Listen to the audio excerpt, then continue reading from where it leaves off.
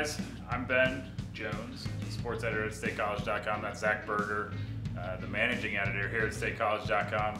We don't have a name for this yet. We've been thinking a bunch of fighters because it made us laugh the most when we were trying to think of names. So we're going to go with that as a working title right now. But basically the idea of this is talk about Penn State football, maybe down the road talk about other things that are going on in Penn State athletics, especially in basketball and hockey, and those things get going. I guess there's no kicking in hockey, or there is, but that's a penalty. So we're going to talk about Penn State athletics, but right now, obviously the big thing that is going on is Penn State football coming off of their 27-10 loss to Temple.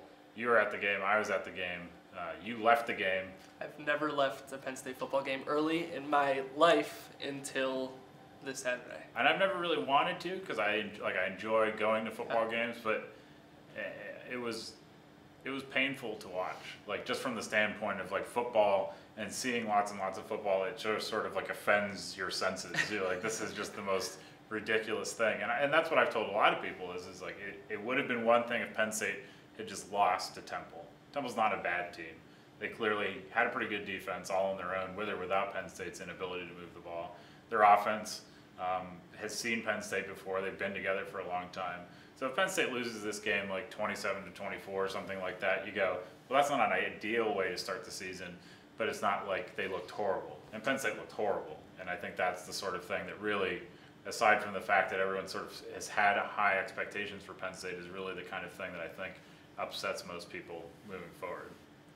Yeah, I mean, it was a game that people had talked a lot about Temple being sort of a threat to Penn State. They talked about it maybe being a little too close of a game for Penn State's comfort, but I don't think anyone in their right mind really thought that Penn State was going to lose that game. They thought that Temple might play them well, but I think in the end everyone expected Penn State to win by a score somewhere between 7 and 10 points, probably. Kind of like the game last year, where it was pretty close into the third quarter there. Then Temple turns the ball over. I think it was twice in just about 2 possessions. Penn State gets touchdowns at least on one of those, maybe on the other one, and that kind of blows the doors off that game. But certainly, you expect Temple to play hard and play well, especially after the past couple of years where they've gotten better. And Matt Rule knows Penn State, and it showed. But yeah, I never expected it to look anything like it did. That was pretty surprising, I think, especially when you come off of a bowl game where you see Penn State play and they look, pretty good. You score over 30 points, you win in overtime, and Boston College wasn't a bad team. Boston College almost beat Florida State last year in a pretty rainy, disgusting game to watch. I think that was actually at Florida State. So Boston College was good, so you kind of figure with 8 months or whatever to kind of work on things, the game plan, that Penn State goes to Philadelphia and kind of has their stuff together on some level. Right. Even with Paris Palmer being, there on the left side of the line, that you just got the impression that things were going to be better, and that wasn't the case. Well, it did look that way early. The first 2 drives, the offense was moving down the field really well. If it wasn't for a pass that was slightly behind Gino, that I believe was the third down that led to the Joey Julius field goal, Penn State might have had a touchdown on the first drive and the second drive of the game.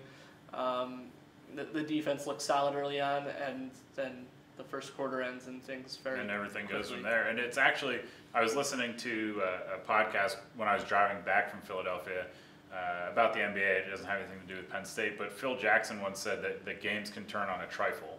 It's just like these little things, and I think you look back, it's a moment that most people forget because everything else that happened in that game is so much more memorable.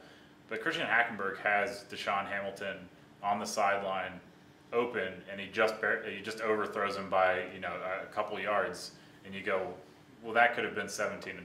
And at some point there, no matter how, whatever the word you want to use to describe Penn State is, you figure Penn State goes up 17-0. Maybe the defense plays a little better with or without Naeem Wortman-White, and things might go differently. But a 10-point lead looks a lot different than a 17-point lead, and Temple was able to cut that gap and obviously, take care of business. So I don't know where they go from here from the standpoint of how do you get that confidence back. It certainly helps that you're playing Buffalo, I think. But, I guess that's the thing that everybody wants to know, kind of transitioning to next week, which is, what does the score have to be for people to be happy with how things go? And the answer, I think, is that people need to see Penn State win by 2 to 3 scores. Penn State is a 20.5 point favorite in the game, so almost a 3-touchdown favorite. It's the home opener. It's against the Buffalo team that isn't very good at football, at least not compared to a Big Ten team like Penn State. And I think people expect the Nittany Lions to come in and do what they've done against a lot of these cupcake teams early in the year in the past, and score 35 plus points and hold them under 10 and walk away with a really commanding victory. Yeah, and I think it's going to be especially important that Penn State starts on a positive foot. Like the sort of atmosphere that you're going to have in that stadium, if Penn State goes 3 and out or turns it over or something really, if Penn State drives the ball 50 yards and they have to punt or kick a field goal or something like that, you go, well, they made some sort of progress, and people just sort of like figure out that it's going to work out. But if Penn State comes out and they have a real clunker of a first drive, everyone likes to talk about how Penn State fans are super positive and everything, but people are paying a lot of money to watch this team. They're paying a lot of money to come to town and everything, and I think that sort of stuff plays into what you're watching on the field, and you go like, how could you figure this out, make this better, and you go, a lot of what we've been talking about off the air, and really everyone's been talking about the past couple of days, is what can you do in the play calling department that works. Sure. And that's kind of that weird ambiguous line between Penn State has a lot of things that they have to overcome. That offensive line clearly has a work in progress, and if you can't block and you can't run, that kind of limits the sorts of things you can do. But I don't know if I don't pretend to have the answers. I don't think you pretend to have the answers, but I think everyone feels like this could look, even if it doesn't work, go 15 yards down the field and run it out, run that slant or whatever. We watched the Allen Robinson catch against Michigan, and he gets 20 yards down the field in just about 3 seconds. So it's not like you have to protect for forever to get a guy open. You just have to protect for a little bit, and certainly that's easier to say sitting in the office on 2 chairs. Right. But it seems like there's something else that you can do there, and it's not happening. Yeah, I mean, people can say all they want that Penn State should have, Hackenberg should have thrown more passes to Deshaun Hamilton, to Kyle Carter. Geno Lewis should have played more snaps after he dropped a couple early and was held out for a lot of the game after that.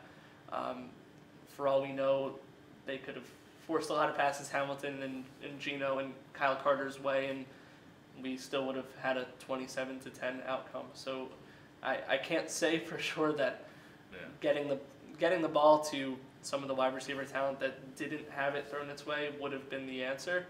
But the way that things looked on offense, I don't think it could have hurt. But you're right, people had a lot to say about the play calling. I mean, you talked about the first drive. That's the one thing I'm probably not worried about. It seems like John Donovan can do a pretty good job drawing out some that first script. Perfectly scripting that first and second drive of the game.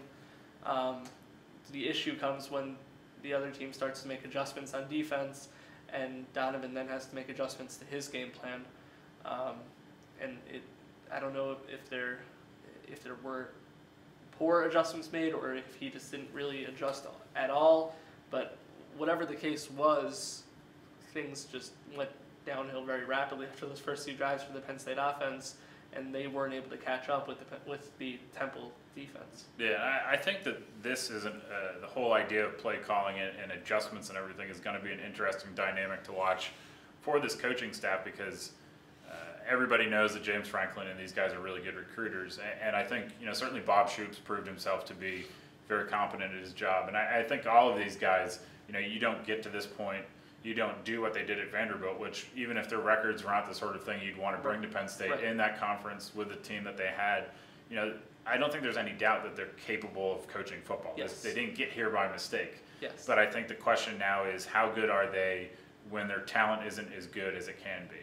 I don't think there's any doubt that if James Franklin gets the recruiting classes that he has into town, he gets a couple of those in a row, he gets these guys experience, and they can play, that those players can make that offense look good. But I don't know that we know yet if Penn State's offense and how they're trying to run it can make the players that aren't great players still look good. And that's really where the coaching comes in, because you have to take what you have and do something with it. Now, and maybe Penn State's in a position where these guys are good, but they're not good enough to win like fans want them to. And I think that's really the thing. When you look at the past couple of years of sanctions, you go, well, I don't really know how good Penn State ought to be as a team. You know, Bill O'Brien did a good job, but really Bill O'Brien did a good job with a lot of players that he inherited. And there's nothing wrong with that. It's not the NFL where you go, well, you just won with so-and-so's players when you came in. But, you know, Matt McGloin knew what he was doing. Michael Motti certainly knew what he was doing. Michael Zordich knew what he was doing. And Hackenberg was perfect for what O'Brien wanted to do his freshman year. But Penn State hasn't had a good year yet where you go, this is a watermark that they can rise to. This is a place where they can get to. And then you know when that doesn't happen that they're coming up short of expectations. Because at this point, you know, Penn State's still feeling the impact of those sanctions. They're still feeling that on the roster and the depth and the talent, really. I mean, people have asked over the past couple of days, well, I thought Franklin recruited really well, and he has recruited really well, but these guys are still freshmen. You know, in an ideal situation, you know, at the Alabamas and the Florida States and everything, you have maybe 3 or 4, 5 freshmen that play right away, but a lot of those guys, they're still waiting a year or two to get into the system, to get physically in that place that they need to be and find the field. So it's not entirely reasonable to expect that one good recruiting class is going to come in here and you're going to have 25 guys at 17 or 18 years old change your program. And I think that just takes time. There's no way around that, I think, in the end. Good play calls, bad play calls, good coaching and bad coaching. Right, and like you said, there are some freshmen playing on the team, but for the most part, the main guys on offense, Hackenberg, your number 1 running back, Shaquille Lynch, your top few wide receivers, and with the exception of Paris Palmer in the offensive line, for the most part, you're playing guys that have had at least a full season behind them of experience in college. So you're right that we don't know how high the expectation should be for this team, because I don't think we've seen them fully live up to their potential for a full 4 quarters yet. Obviously not referring to this season, referring to last season with a lot of the same guys. So we don't know how high we should set our expectations for Penn State football, because we don't know how well the team is capable of playing. I think just looking at the talent alone, it's encouraging. You would think that if they were able to put together a complete game in all 3 phases and just across the board play well for 4 quarters, this team could be pretty hard to beat. The question is, how do they get to the point where they do that? Yeah, and that's if they figure that out. You know, this year you look at this whole burying the tape in the practice field, which I really hope, we're recording this on a Wednesday, and there's practice coming up after this. My hope is that there is like a traffic cone or a big flag or something where there's a very distinct, some caution tape, just like a backhoe-sized hole that they've just dug up. Actually, it'd be fantastic if the hole was like 4 times larger than it needed to be. Like if they just did some like massive hole, put the VHS in there. I guess it's a DVD, but I like to think of it as a VHS. I bet there's so many people that watch this that have never, like all the youths out there that have never used a VHS player. The youths? The youths. But I digress. It's going to be interesting to see how they are able to bounce back, because that's one of the things that the Bill O'Brien teams were good at. When they lost games, right, you look at those seasons where they'd win one, they'd lose one, they'd win one, they'd lose one, but they always went back to winning. And some of that had to do with the schedule and who they're playing and all of that. But you know, the thing that made those teams good from a team standpoint is they had a very strong core of leaders, a very strong core of guys that knew what they were doing and what it took to win games. And I think when you have a young team, you have to find that, and you have to find it in a hurry. And you know, playing Buffalo helps. There's no doubt about that. But at the same time, you know, like we said, people are looking for a lot of things that go beyond just winning.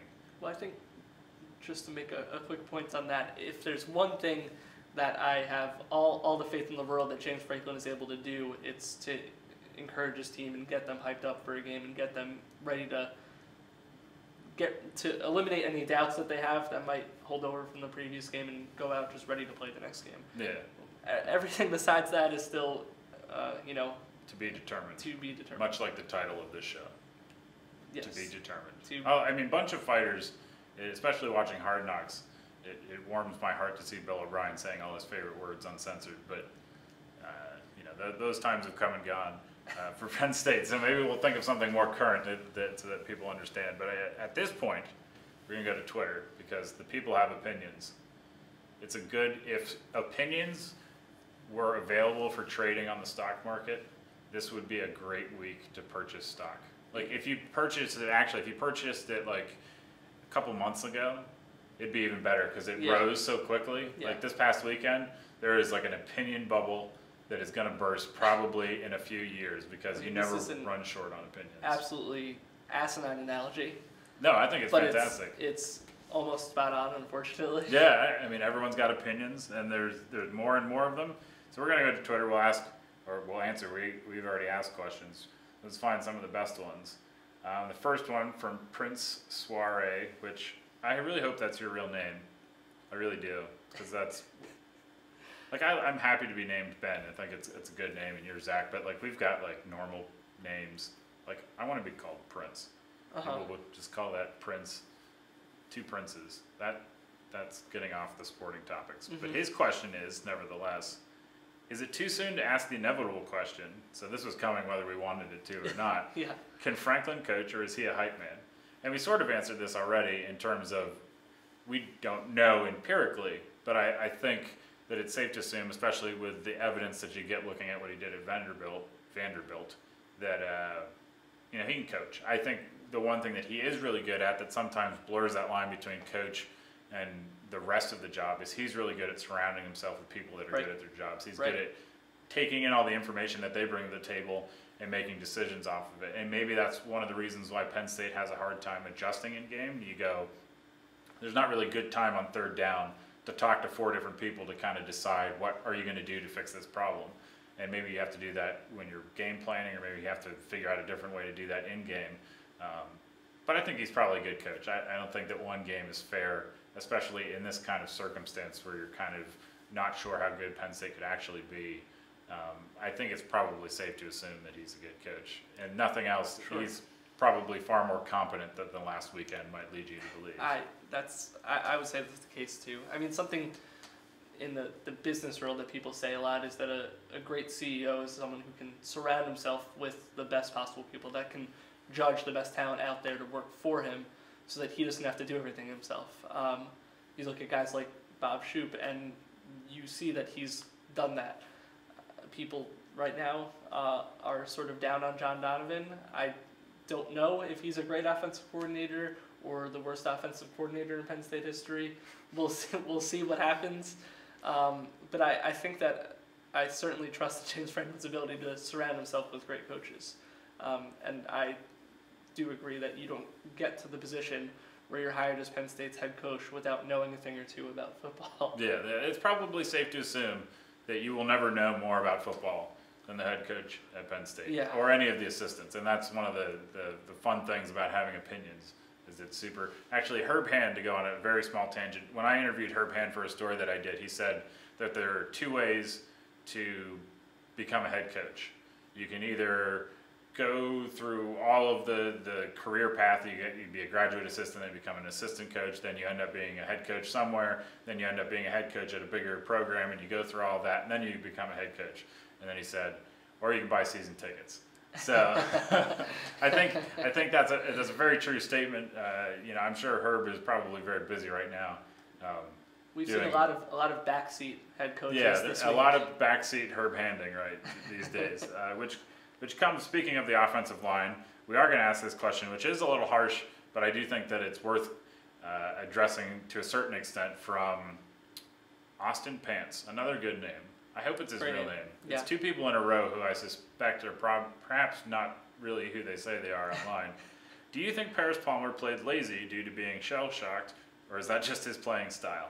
Well, I think it's probably safe to assume that he's not lazy. And I think it's probably safe to assume that only sort of blocking and letting up 10 sacks is probably not his playing style, least of all intentionally. So Paris Palmer has played college football. He has. Even at the junior college level, that's something.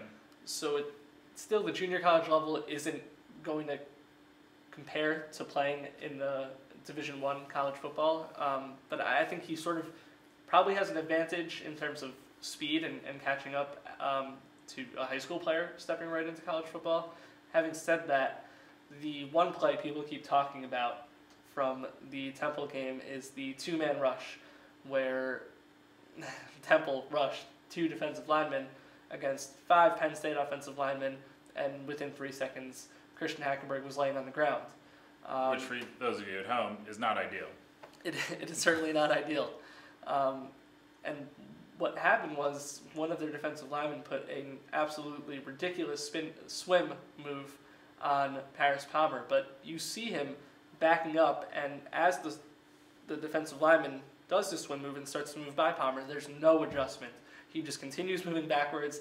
It's like it happened too quickly for him to comprehend it and sort of think you have to sort of think a second ahead.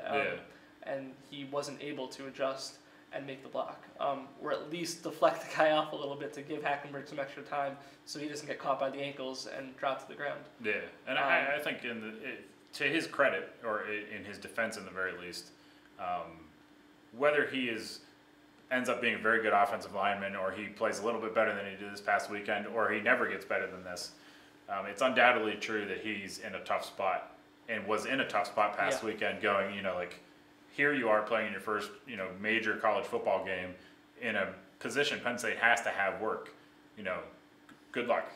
And then go against a defense that's experienced, that knows everything about you, more so than you might know about yourself. And, the fact that he didn't succeed is probably not too terribly shocking. No. And neither is the fact that Penn State's going to try and mix up the offensive line this week to try and figure things out. So, I do feel for him to a certain extent. I get that. And I would just say that you have to give credit where credit's due, and say hats off to Erob, a former Penn Stater who's the defensive line coach. Is it Eugene Robinson? Yes, it is. Former Penn Stater and the defensive line coach at Temple, who had his defensive line looking really sharp all game. Penn State's offensive line had to put in some effort in the negative sense to allow 10 sacks, but at the same time, you need a defensive line that's playing some really good football to bring down the quarterback 10 times. Yeah, and the last question we'll get to is, you got to get the name. Frankie Figs 50. We're going to go 3 for 3 on people who are definitely not named this on their birth certificate. Has James Franklin ever replaced a staff member for performance-related issues and the likelihood of it happening here? I don't know that Franklin replaced anyone when he was at Vanderbilt. I don't think that was the case. But perhaps more importantly, is he going to fire anyone now? I don't think that's very likely. I think the offense would have to look that bad for a few weeks in a row, and they would have to think that they could be a lot better than that for that to happen. I don't think there's any reason, especially when Penn State is, at the end of the day, probably not going to be a great football team. This is not like LSU showed up in week 1. It's not like Texas showed up in week 1, and they just go all over that's actually the noise that just went. If you listened in the press box, you could hear it. It's not like one of those teams did this and they go, we have to make a change right now because we need better than this right now, or we expect better, or it's not acceptable. There's no doubt that game's unacceptable for Penn State from their standards or from fan standards. But there's really no reason to fire John Donovan, especially if you really believe that it's a matter of getting these guys talent and experience and the assets that they need to make an offense run. And I think the fact that Franklin said at his press conference, we're calling plays to make up for our deficiencies, to sort of mask our things, our weaknesses, instead of attacking. Instead of attacking, exactly. So if you're calling a game that's essentially based around the idea of what can we actually do, like we can throw screen passes, we can hand off the ball, like that's not the most explosive offense. But if Penn State can't pass protect and they can't really block to run, then you're kind of limited. And I get that, and I also get why fans are frustrated. But at the same time, I don't think either Herb Hand or John Donovan should be fired or necessarily deserve it at this particular juncture. So I can't for the life of me remember which team it was, but yesterday some team's head coach announced that he was revoking play calling duties from his offensive coordinator. I think that if there's a possibility of anything happening involving John Donovan, maybe it's that. I don't know if Franklin takes him on himself or gives it to another offensive coach if that does happen. But I highly doubt that you'll see John Donovan out of a job anytime soon. No matter how much people ask for it, I highly doubt that that's going to end up happening. And you never know. I mean, I think the one thing that does make it interesting when it comes to patience and things like this is you're not far removed from the whole Sam Ficken thing. And that was a situation where Penn State's hand was sort of forced. They didn't have another kicking option really that they were comfortable with. And Sam turns it around and goes from everything people know Sam for at the beginning of his career to the sort of Mr. Automatic that he was by the end of it. And certainly I thought to arguably be the best kicker in Penn State yeah, history. at least from a storyline perspective Yeah. and all of that. So I think, does that happen to Penn State's coaching staff and the offense and everything? It's too early to tell and anything like that, but I think it's worth saying, it's one game, it's 1 week, and it's in a season where Penn State was probably going to have a good record simply because their schedule allowed for it, not because Penn State was ever destined to be a really good team. So I think all of that in mind, I agree with you, you agree with me. If anything changes, maybe the play calling responsibilities change, but even then, that might not happen at all. So we shall see. Buffalo's coming up. And that's all for this week on Working Title Bunch of Fighters, which it's growing on me, even if it's not like current. I think it's like a nice pop culture reference for anyone who's made it to the end of however many minutes this thing is at right now.